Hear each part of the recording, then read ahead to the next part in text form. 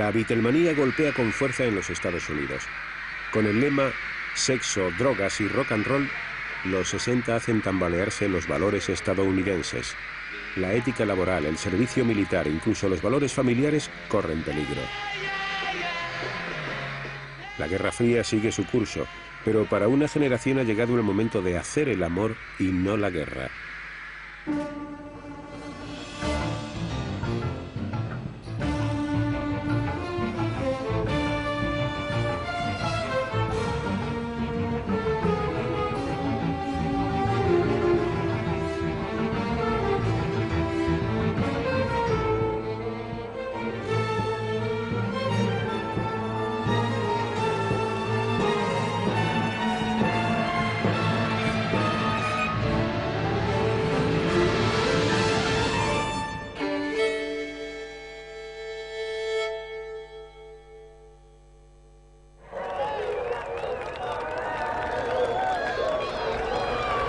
En 1960 Estados Unidos estaba alcanzando el punto culminante de su prosperidad y de su poder. Los demócratas decidieron escoger como candidato a la presidencia a Jack Kennedy, el atractivo hijo de un multimillonario estadounidense de origen irlandés. Daba la impresión de que la familia Kennedy en conjunto, pero en particular Jack y también Jackie en especial, eran realización natural del proceso político estadounidense. Parecían ser lo mejor que podía resultar de este proceso y representaban una nueva y fastuosa era.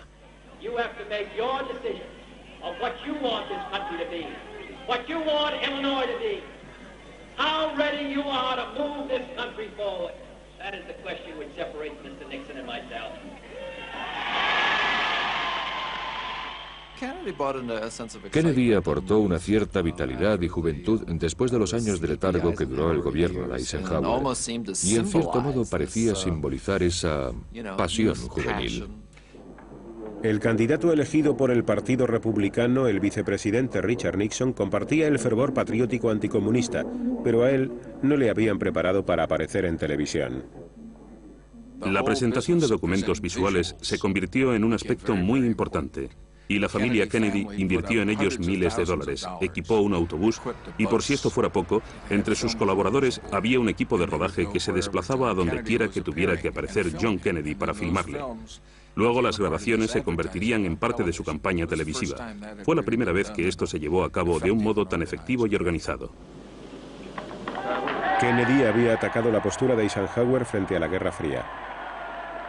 Ante los Estados Unidos y ante el mundo entero proclamó: Let every nation know, whether it wishes us well or ill, that we shall pay any price, bear any burden, meet any hardship, support any friend, oppose any foe, to assure the survival and the success of liberty.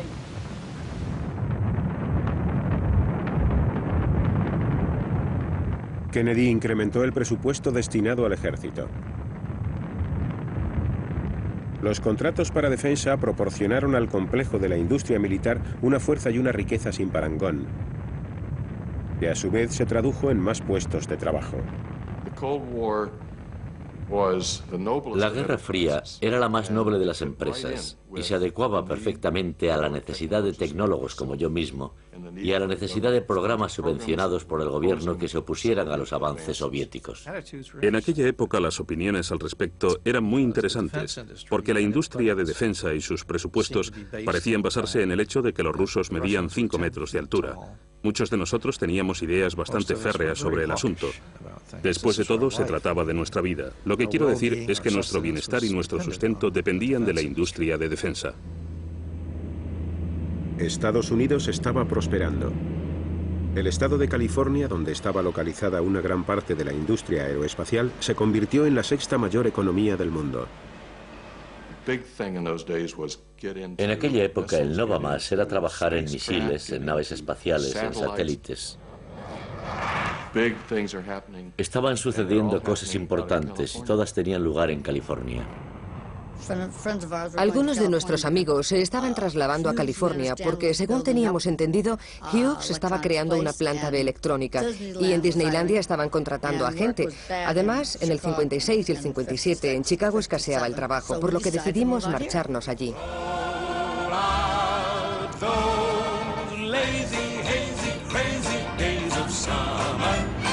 Those days of soda and pretzels and beer. Roll out those lazy, hazy, crazy days of summer.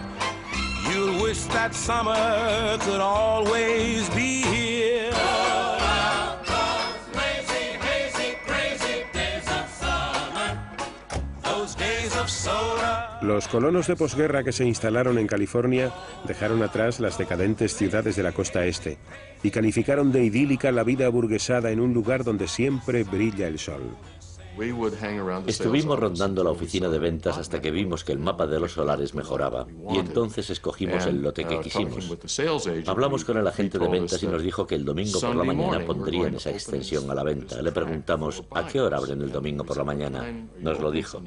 Ese día fuimos a la iglesia temprano y a las 8 de la mañana, debía ser esa hora, cuando la oficina abrió sus puertas, éramos los primeros.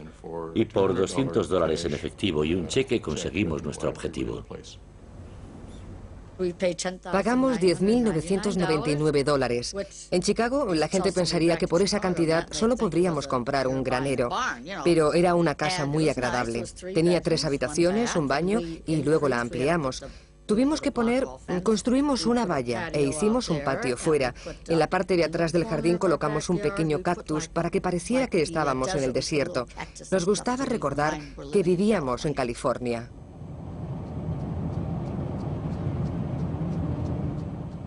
Pero no todos los estadounidenses podían disfrutar de la buena vida. El problema surgió cuando se planteó la posibilidad de vender esas casas a miembros de minorías étnicas, especialmente a la población negra.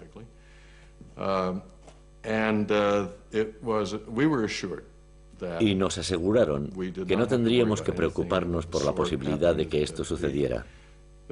Esas propiedades simplemente no se vendían a personas de color.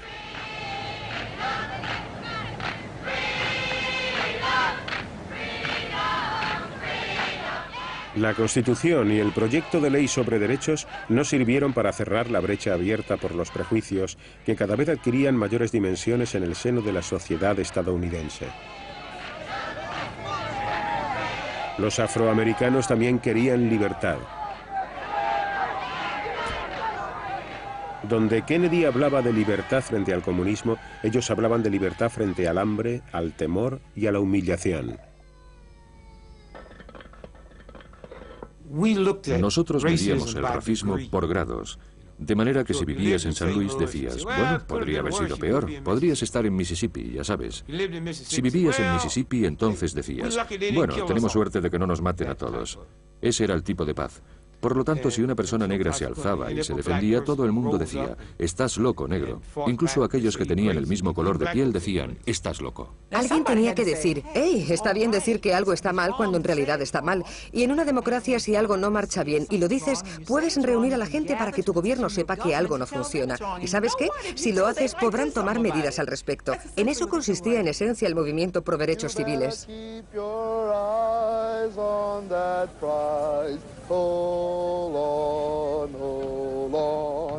En muchos estados del sur, la ley prohibía que negros y blancos viajaran juntos, comieran juntos e incluso que fueran a las mismas escuelas.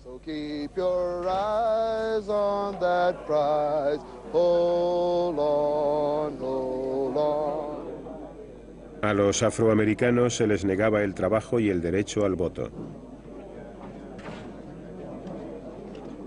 Los activistas a favor de los derechos civiles que se manifestaban en contra de las leyes injustas tenían mucho cuidado de no provocar a la policía con demostraciones agresivas. Pero les golpeaban igual.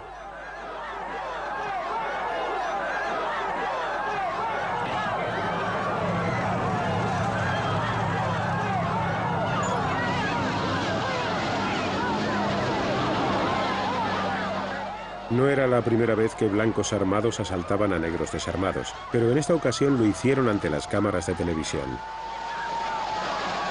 La discriminación hacia los negros dañaba la credibilidad de Estados Unidos como campeón de la libertad en la Guerra Fría. El secretario de Justicia Bobby Kennedy instó a su hermano Jack para que respaldara el movimiento de los derechos civiles, pero Kennedy era consciente de que necesitaba los votos de los sureños de raza blanca, por lo que le resultaba muy difícil comprometerse con la causa.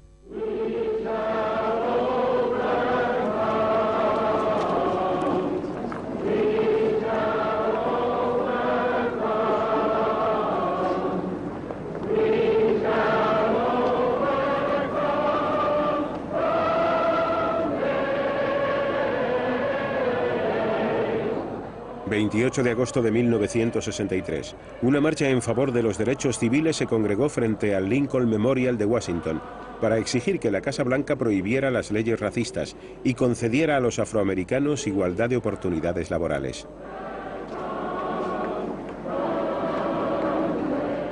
Unas 250.000 personas acudieron a escuchar a un ministro baptista del sur de 34 años. Let freedom ring, and if America is to be a great nation, this must become true. So let freedom ring.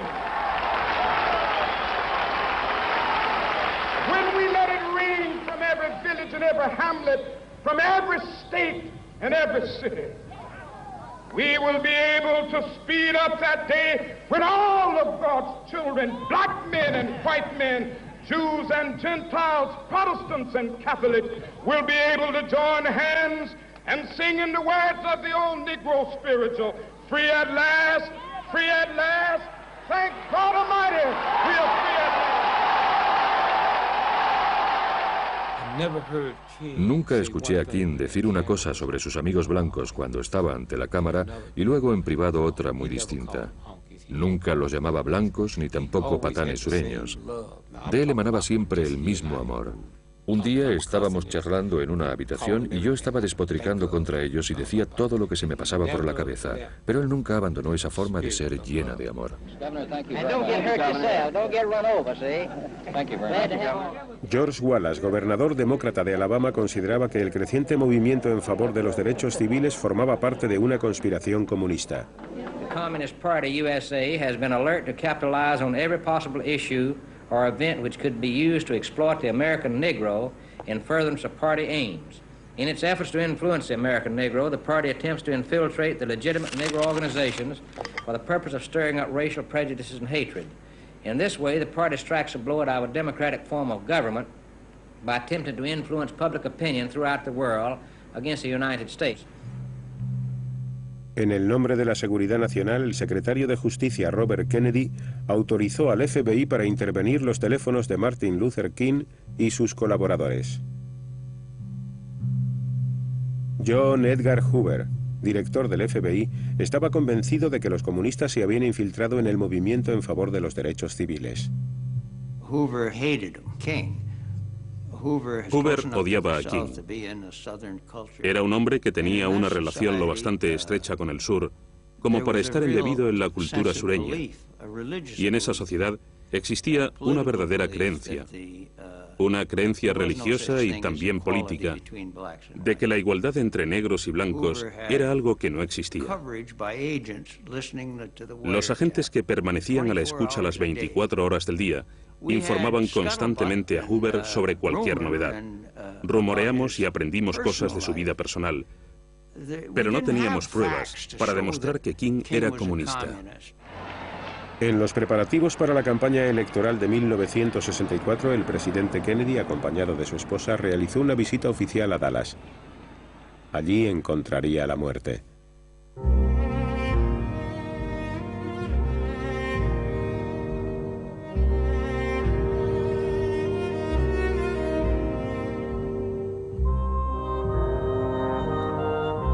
Los estadounidenses trataron de culpar del asesinato de su presidente a los grupos marginales. Temían que la muerte de Kennedy pudiera desencadenar un ataque comunista sobre los Estados Unidos. This is a sad time for all people. We have suffered a loss that cannot be weighed. For me, it is a deep personal tragedy. La misma noche del 22 de noviembre de 1963, en la que Johnson fue nombrado presidente, cuando regresó de Dallas, yo era una de las 3 personas que se encontraban en su habitación. Y esa noche me enteré de que había comenzado a esbozar la gran sociedad y quería poner en práctica su proyecto. Ahora que tengo el poder, mi intención es utilizarlo, dijo. This administration today, here and now, declares unconditional war on poverty in America.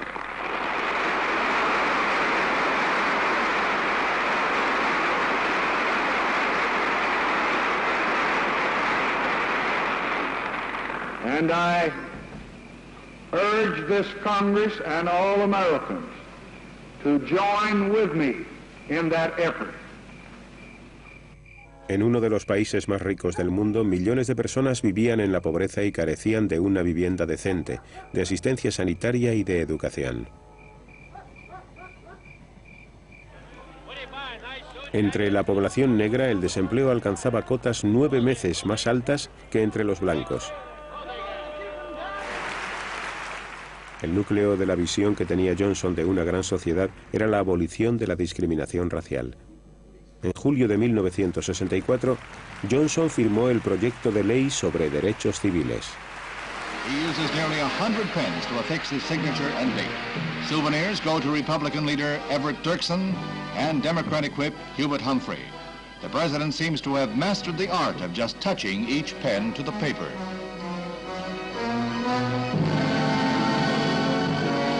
Integration leader Martin Luther King receives his pen, a gift he said he would cherish. Attention all bases, attention all bases. This is Iron Hand, this is Iron Hand. This is a SAC alert. El almacenamiento de armamento militar para la Guerra Fría continuaba. Los Estados Unidos siguieron en alerta máxima ante el temor de que se produjera un ataque soviético. Se prepararon para llevar a cabo un contraataque a una escala inimaginable.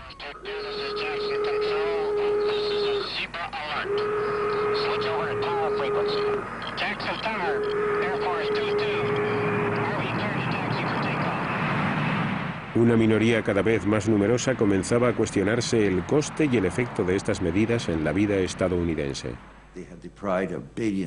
Tenían la soberbia de realizar inversiones de billones, billones y trillones de dólares, de gastarse trillones de dólares en materiales para la guerra, los servicios secretos y los incentivos. Tenían la soberbia de admitir una conspiración silenciosa en torno a lo que se suponía era una nación democrática. La industria de defensa se reveló como un empresario muy generoso. El Pentágono presentaba la maquinaria militar como la defensora del sueño americano. The day begins and gives new meaning to the words of Walt Whitman. Everything comes out of the people. Everyday people. The people as you find them. And leave them. People. People.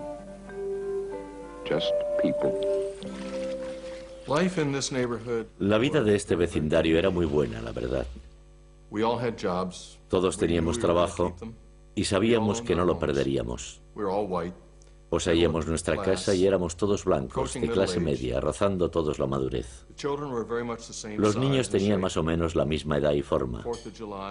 El 4 de julio todas las mamás preparaban sus ensaladas de patata y sus fiambres y los ponían ahí sobre unas mesas que colocábamos en el callejón porque no había tráfico. Los niños jugaban con sus triciclos y serpentinas y todo estaba decorado. Lo pasábamos muy bien el 4 de julio. En 1964, Johnson se encontraba en plena campaña electoral para acceder a la presidencia y así poder construir su gran sociedad.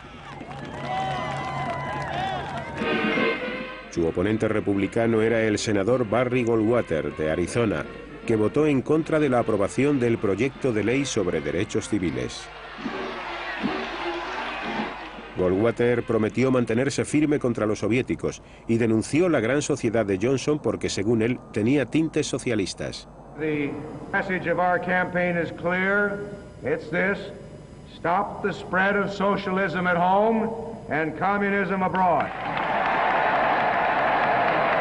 El pueblo estadounidense necesitaba algo más convincente. Goldwater sufrió una aplastante derrota. En el campus de la Universidad de Berkeley florecía la discordia. En Berkeley había una gran tradición que se remontaba a muchos años atrás y que consistía en distribuir literatura, hacer discursos políticos y montar mesas para promocionar los grupos políticos de los alumnos en los terrenos del campus. Pero se publicó un mandato que ordenaba el cese de estas actividades. Los estudiantes comenzaron a poner en práctica técnicas que tomaron prestadas del movimiento para los derechos civiles y organizaron huelgas y sentadas.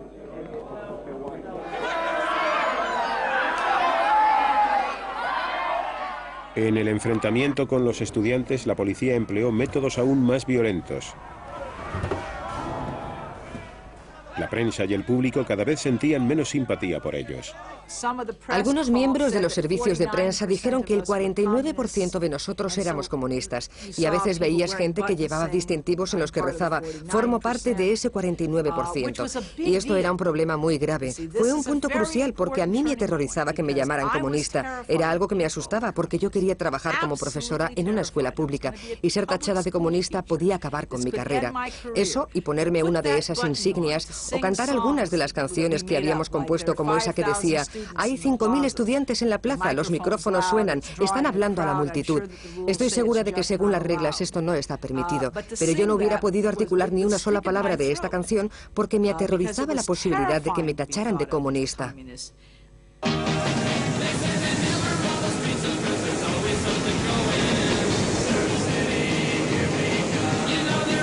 Los ideales estadounidenses de libertad política se extendían ahora al campo de lo personal.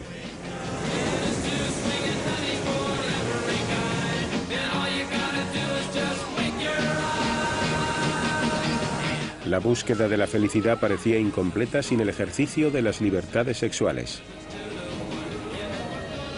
El sistema de libre empresa recompensaba generosamente la hábil comercialización de las fantasías sexuales.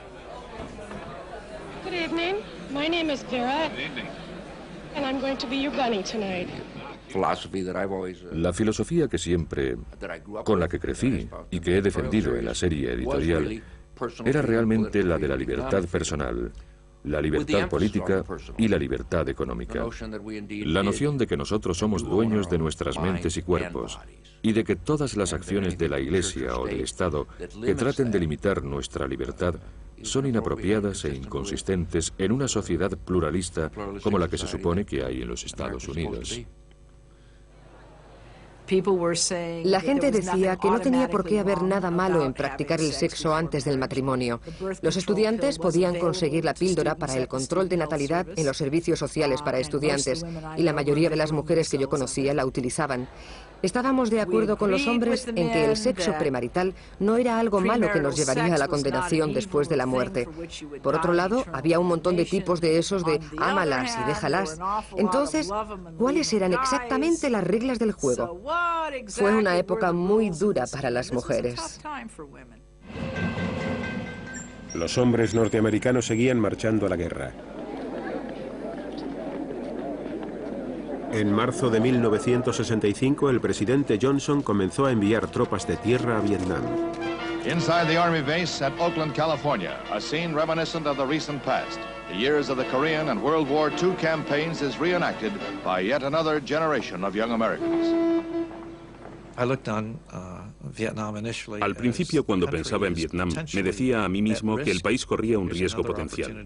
Aquí tenemos una nueva oportunidad de demostrar nuestra fuerza al mundo comunista. Verían nuestra habilidad, nuestra ciencia, nuestra industria y nuestra técnica, cualesquiera que fueran. ¡Qué maravillosa oportunidad! El famoso discurso inaugural en el que Kennedy decía: no os preguntéis qué puede hacer vuestro país por vosotros, sino lo que vosotros podéis hacer por vuestro país, era realmente un llamamiento a mi generación, o al menos a una parte de mi generación.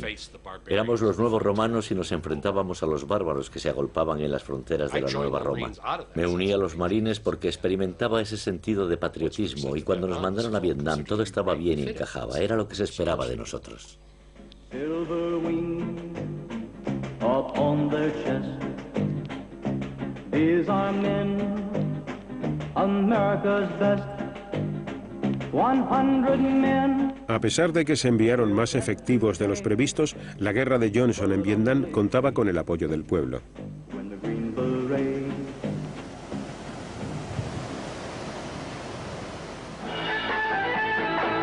Mientras que algunos estadounidenses se marchaban a la guerra, otros buscaban emociones distintas.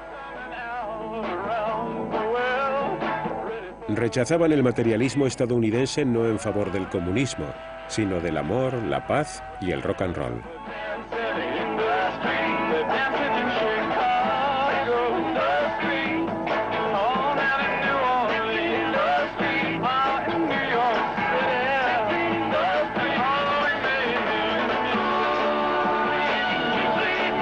Por todo el país, jóvenes que ya estaban en edad de ser llamados a filas se limitaban a colocarse y a dormir, convirtiéndose así en unos marginados. Resultaba muy divertido oír decir a la gente: oye, mira esos hippies, o es un chico o una chica, y cosas como esas. Lo pasábamos muy bien, menos cuando llegábamos a ciertos lugares en los que se mostraban muy hostiles con nosotros y nos querían pegar. Después de todo, hoy en día opino que el trabajo de los jóvenes es aterrorizar a los adultos. Creo que la primera reacción de la mayor parte de nosotros, veteranos que trabajábamos muy duro para sacar adelante una familia, era absolutamente opuesta a la de una generación a la que todo le importaba un pimiento. Llevaban collares y pendientes, fumaban marihuana como si fuera lo más normal y hablaban un idioma diferente.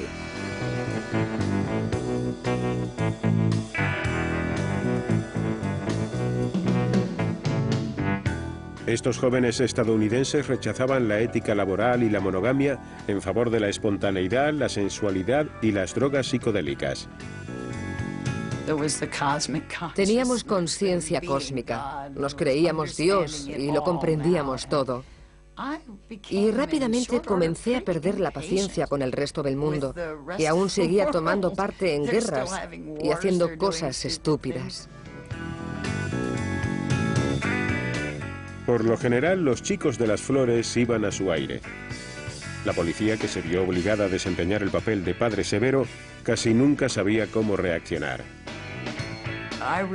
Yo estaba totalmente convencida de que la revolución tendría lugar y no sería necesariamente una revolución de sangre y armas. En tan poco tiempo me resultaría difícil decir lo que yo pensaba que iba a ocurrir. Lo único que sé es que me complacía decir: al tiempo que nacen muchos de nosotros, otros muchos de ellos mueren. Creía que lo único que teníamos que hacer era enseñarles y entonces se darían cuenta: oh sí, es mejor vivir de esta manera, esto es mucho mejor que la guerra. La inmensa mayoría de los estadounidenses rechazaba la nueva contracultura de los jóvenes. La estrella de Hollywood, Ronald Reagan, acababa de ser nombrado gobernador republicano de California.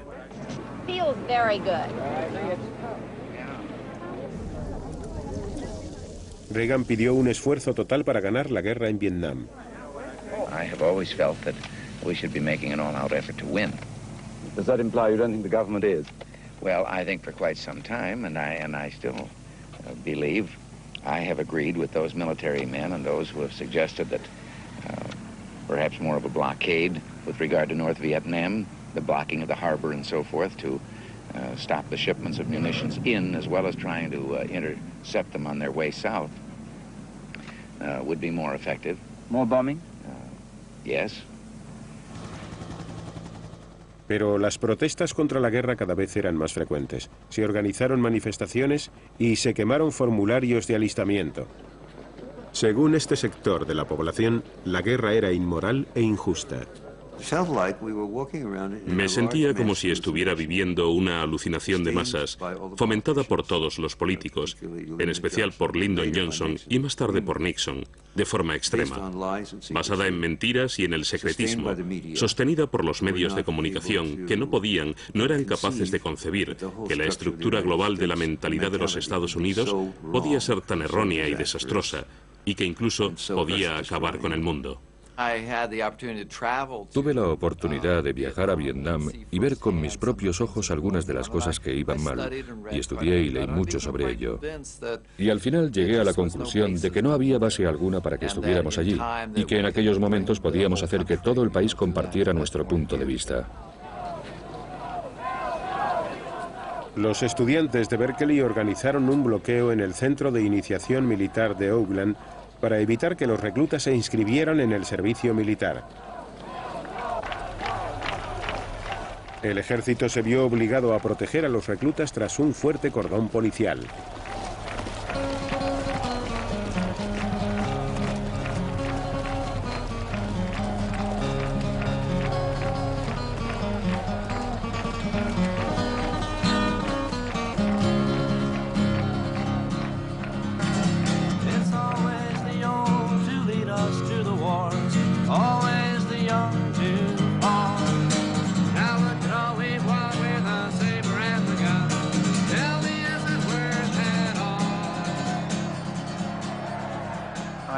Recuerdo la primera vez que me gasearon. La verdad es que no fue muy divertido. Era típico que las líneas policiales estuvieran ahí y las de los estudiantes enfrente. Entonces tuvo lugar una especie de tira y afloja ritual. Y luego esos muchachos sacaron unos botes de spray y nos rociaron con ellos. Y de repente creímos que nos habíamos quedado ciegos. Era una ceguera temporal, pero en esos momentos no sabíamos qué demonios estaba pasando, porque era algo que nunca antes habíamos experimentado. Y aunque los efectos de los gases son temporales, no lo sabíamos. Así que no teníamos ni idea de qué demonios estaba pasando. Call it peace or call it treason, call it love or call it reason, but I ain't marching anymore. I ain't marching anymore.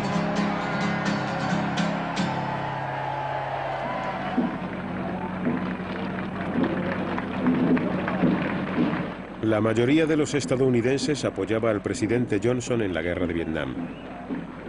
Algunos consideraban que quienes se manifestaban en contra eran poco menos que traidores.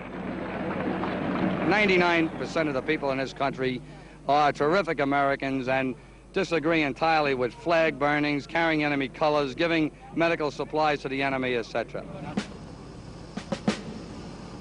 Muchos de ellos no entendían por qué Johnson no utilizaba más potencia de fuego para terminar la guerra. Pero el presidente no quería arriesgarse a desencadenar un conflicto de mayores dimensiones. La única motivación de Johnson era tratar de salir de allí, o como dirían en Texas, sacar el culo de esta guerra. Pero no sabía cómo. No podía limitarse a rendirse y retirar a los soldados de manera unilateral, porque entonces el enemigo hubiera dicho: tú, cobarde gallina, eres una vergüenza para la nación de los Estados Unidos y estás escupiendo en su bandera porque has echado a correr con el rabo entre las piernas. La guerra de Johnson seguía su curso. A finales de 1967 ya había 500.000 de soldados estadounidenses en Vietnam.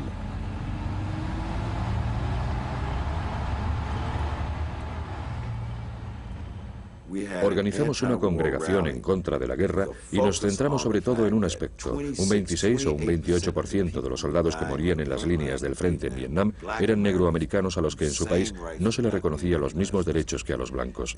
Por lo tanto, el lema principal de esta reunión fue abajo con la guerra y que los hombres de raza negra no sirvan en el ejército. Millones de personas se enteraron de la noticia cuando un peso pesado del boxeo, el campeón Muhammad Ali, hizo caso omiso de la llamada a filas y declaró su afiliación a una causa no estadounidense, el Islam. Shortly put, are the black Muslims taking you for a ride? I said not black Muslims, Muslims. I beg your pardon, are the Muslims taking you for a ride? No, the white people have been taking us for a ride for the past 400 years in America. En el gueto negro de Oakland, California, los activistas eran entrenados como paramilitares para participar en lo que ellos consideraban una guerra civil contra las fuerzas de policía racistas. Huey Newton estaba a la cabeza de este movimiento que se denominaba a sí mismo Panteras Negras. Mientras que los pacifistas ofrecían flores, los panteras encañonaban con sus armas. Cogimos nuestras armas y le hicimos saber a la policía que tenemos pipas y vamos a ejercitar, como Huey solía decir, ese derecho constitucional a observar a los demás, les guste o no. Eso es lo que decía Huey. Entonces nosotros decíamos: muy bien, Huey, sí, eso es lo que estamos haciendo. Pero al llegar a cierto punto la policía decía: no tenéis derecho a observarnos. Y entonces Huey aducía: no, la resolución del Tribunal Supremo del Estado de California establece que todo ciudadano tiene derecho a observar los esfuerzos de un oficial de policía que cumple con su deber siempre que se mantenga a una distancia razonable. Y en esta disposición precisamente se estableció dicha distancia entre los 2 y los 3 metros. Y ahora mismo estoy a unos 4 metros de donde usted se encuentra y le voy a observar, le guste o no. Ahora imagínese a 30 o 40 chicos negros observando y escuchando todo eso. Y de repente una mujer dijo, vamos, díselo a la cara, hermano. Es decir, esto era algo que cautivaba la imaginación, los sentimientos y las emociones. Entonces otro chico negro dijo rascándose la cabeza, vaya, ¿qué clase de negro es ese? Los guetos de los negros estadounidenses ahora se habían convertido en campos de batalla. En el verano de 1967 hubo disturbios en Newark y Detroit. En Detroit, la policía solicitó un presupuesto de guerra de $9 millones para comprar equipamiento militar. Para demasiados estadounidenses, la gran sociedad de Johnson era una farsa.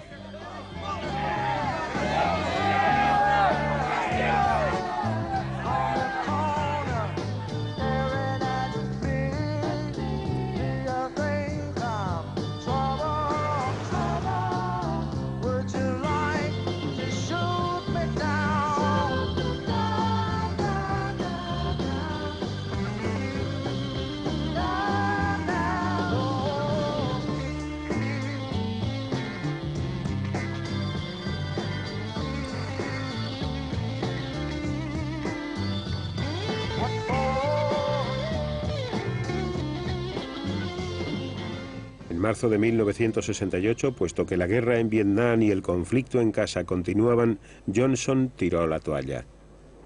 Declaró que no se presentaría a un segundo mandato como presidente.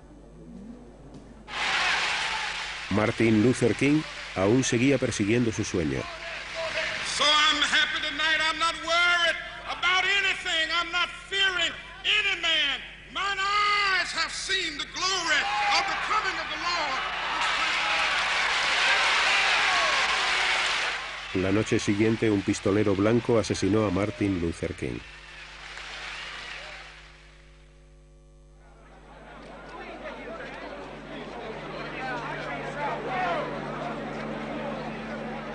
Tras el carro tirado por mulas que transportaba el féretro de King, marchaba Bobby Kennedy con la cabeza descubierta. Mostraba su gran pena y a la vez hacía campaña para convertirse en el próximo candidato demócrata a la presidencia. The country wants to move in a different direction. We want to deal with our own problems within our own country, and we want peace in Vietnam. Bobby Kennedy ganó las primarias en California. Su compañero y rival Eugene McCarthy también abogaba por la paz. Los partidarios de McCarthy, que en esos momentos estaban viendo la televisión, fueron testigos de cómo una bala acababa con la vida de otro miembro de la familia Kennedy.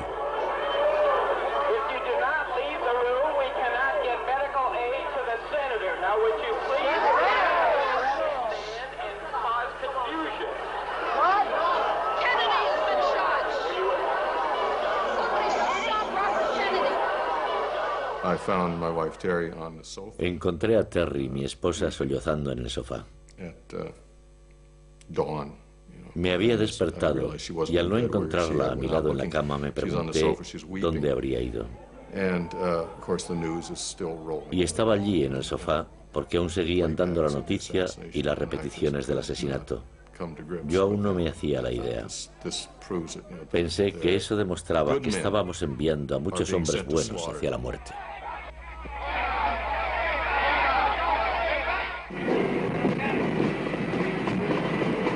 Agosto de 1968. El delegado del Partido Demócrata llega a Washington para tomar parte en la convención en la que se designaría al candidato para las elecciones presidenciales de noviembre.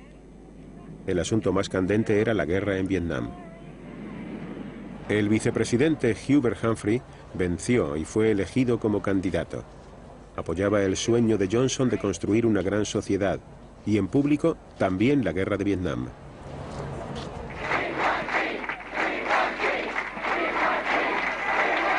La facción contraria a la guerra del Partido Demócrata depositó todas sus esperanzas en el senador Eugene McCarthy de Minnesota. Cuando me presenté en el cuartel general situado en el hotel, los miembros del servicio secreto me dijeron: en esta sala no hay micrófonos, aquí puede decir lo que quiera, pero no hable por teléfono porque lo han intervenido. Sabemos. Las autoridades estaban nerviosas. Se esperaba que unas 100.000 personas se manifestaran en Chicago en contra de la guerra. We permit people, we don't care who they are, to come to Chicago and visit us. And we will permit people to carry on their rights as American citizens, to petition and demonstrate. But there's no person, any place, anywhere, or any thousands of them that will come to Chicago and take over our streets, our convention, or our city. The present-day politicians and their armies of automatons have selfishly robbed us of our birthright. The evilness they stand for will go unchallenged no longer. Political pigs, your days are numbered. We are the Second American Revolution. We are winning. Yippee!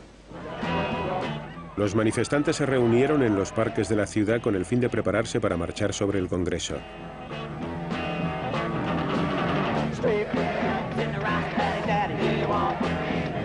El mayor Daley no tenía ninguna intención de dejar que se manifestaran en ningún lugar y quiso echarles de los parques. Querían un punto de reunión y ese lugar sería el parque. Daley dijo, no podéis dormir en el parque, pero ellos respondieron, dormiremos en el parque. Era su punto de encuentro porque sabían que tendría lugar un enfrentamiento. Dentro del Congreso, Daley comunicó a los delegados de McCarthy que no debían discutir el tema de la guerra en la hora de más audiencia de la televisión. Of the Democratic Party and let them conduct themselves accordingly or clear the gallery. Will the convention be, will the sergeant at arms enforce order in the convention?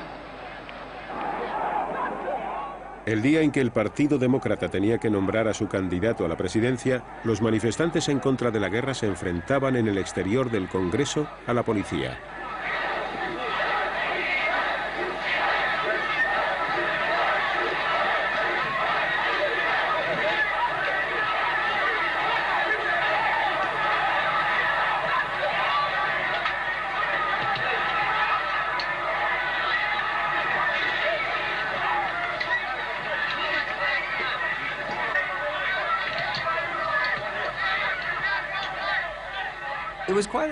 La verdad es que fue toda una experiencia tener a, no sé exactamente si eran 40 o 50 policías gritando, hay que matar a Davis, y detrás de ellos había muchos más.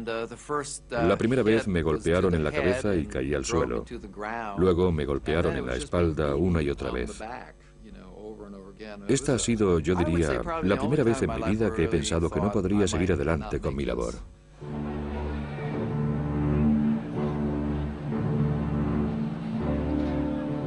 Mientras la convención del Partido Demócrata cerraba filas en torno a Humphrey, los pacifistas hacían su último intento para irrumpir en el Congreso. La policía estaba esperándolos dentro, a ellos y a cualquier persona que estuviera en la calle en ese momento.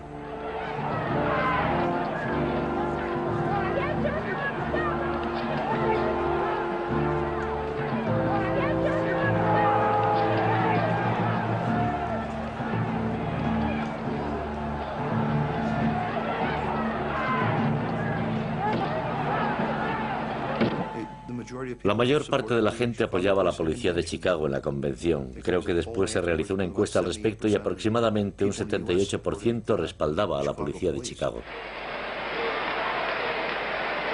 En la convención, los partidarios de McCarthy sufrieron una aplastante derrota.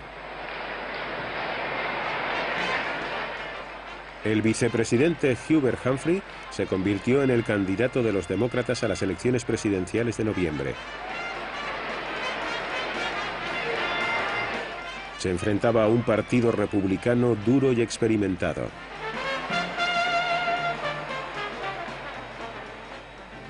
When the strongest nation in the world can be tied down for 4 years in a war in Vietnam with no end in sight, when the richest nation in the world can't manage its own economy, when the nation with the greatest tradition of the rule of law is plagued by unprecedented lawlessness, when a nation has been known for centuries for equality of opportunity is torn by unprecedented racial violence, and when the President of the United States cannot travel abroad or to any major city at home without fear of a hostile demonstration, then it's time for new leadership for the United States of America.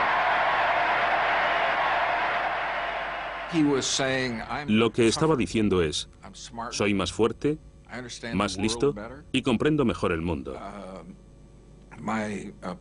Mis rivales están divididos.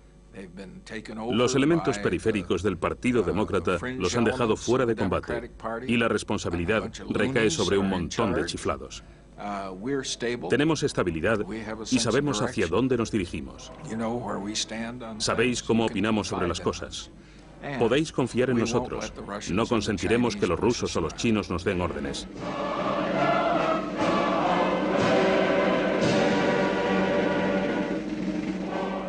Richard Nixon resultó vencedor por un estrecho margen inferior al 1% de los votos.